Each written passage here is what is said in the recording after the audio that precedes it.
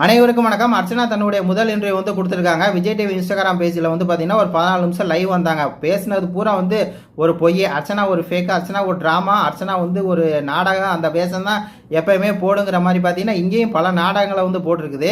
ஏன் மக்களுக்கு நன்றியே தெரிவிக்கலை அப்படின்னு சொல்லி பார்த்தீங்கன்னா நெறியாளர் கேட்குறாரு. இந்த அம்மா என்ன பண்ணுமோ, மக்களுக்கு 4 வரியில் எழுதி பார்த்தீங்கன்னா ஒரு ட்விட்டா போட்டு நன்றி தெரிவிக்காதான். இந்த அம்மா மோத்த காமிச்சு நான் எனக்கு ஓட்டு போட்ட மக்களுக்கெல்லாம் நன்றி தெரிவிக்கணும் அப்படின்னு சொல்லியிருந்தேன். அதனால தான் பார்த்தீங்கன்னா 8 நாளாக நான் வெளியே வரலை அப்படின்னு சொல்லி பார்த்தீங்கன்னா இப்படி ஒரு விட்டுது. உலகமாக விட்றா அப்படிங்கிற மாதிரி தான் இருக்குது.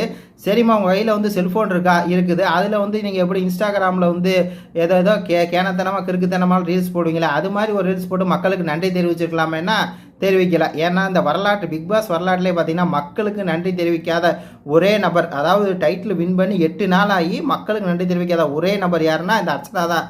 அதுக்கு ஒரு காரணம் சொல்லுது பாருங்க. எப்பா, நான் பார்த்தீங்கன்னா நேராக பார்த்து தான் நன்றி தெரிவிக்கிட்டு இருந்தேன் அப்படின்னு சொல்லி. முடியலை. நீ நேராக பார்க்குறதுக்குன்னா எப்படி ஓடுறத வீட்டுக்கு தனித்தனியாக போய் நேராக பார்ப்பியா? இல்லை ஏதாவது லைவ் போடு. நீ தான் இன்ஸ்டாகிராம் வச்சுருக்க, லைவ் போட்டு மக்களுக்கு பூரா நன்றி தெரிவிச்சிருக்கலாமே. வாயை திறந்தாலே போய் அதில் இன்னொன்று சொல்லுது. எங்கள் அப்பா சொல்லிட்டாரு, இந்த மாதிரி நீ பிக் பாஸ் வீடியோலாம் எதையுமே பார்க்காத, ஷோலாம் எதையுமே பார்க்காத, நாங்கள் எதை சொல்கிறோமோ அதை மட்டும் தான் நீ பார்க்கணும்னு சொல்லி எங்கள் அப்பா என்னை ரொம்ப ஸ்ட்ரிக்ட் படுத்திட்டாரு.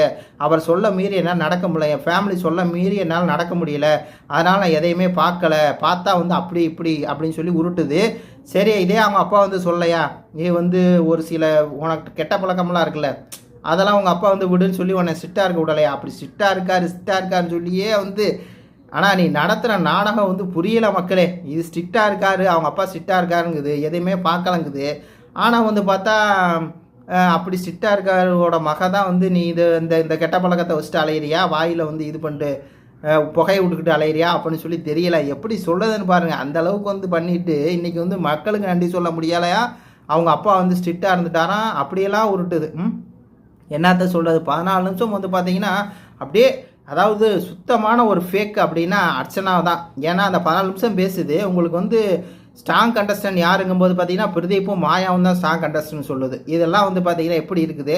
இதை பார்த்தீங்கன்னா அர்ச்சனாவோட ஃபேன்ஸே எடுத்துக்க மாட்டாங்க. பிரதீப் ஸ்ட்ராங் கண்டஸ்டன்ட் ஊருக்கே தெரியும்.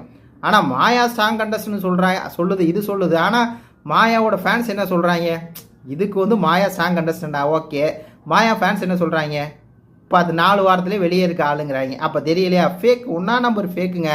நீங்கள் தினேஷ் கூட பார்த்தீங்கன்னா ஸ்ட்ராங் கண்டஸ்டன்ட் யாருங்கும் போது அர்ச்சனா பேரை எடுக்கவே இல்லை.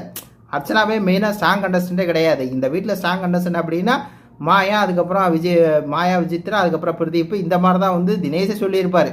தினேஷோட வகையில் பார்க்கும்போது மாயா அது ஒரு ஸ்ட்ராங் கண்டஸ்டன்ட் தாங்க, ஒரு ஸ்டஃப் கொடுத்துச்சு, ஒரு எலிமினேஷன் கேம் ஆடிச்சு அப்படின்னு சொல்லி. அதே மாதிரி விசித்ரா கேம் ஆடினாங்க, அதே மாதிரி பார்த்தீங்கன்னா பிரதீப் கேம் ஆடினார். ஆனால் அர்ச்சனா பாருங்கள் எவ்வளோ ஃபேக்காக இருக்குன்னு பாருங்கள்.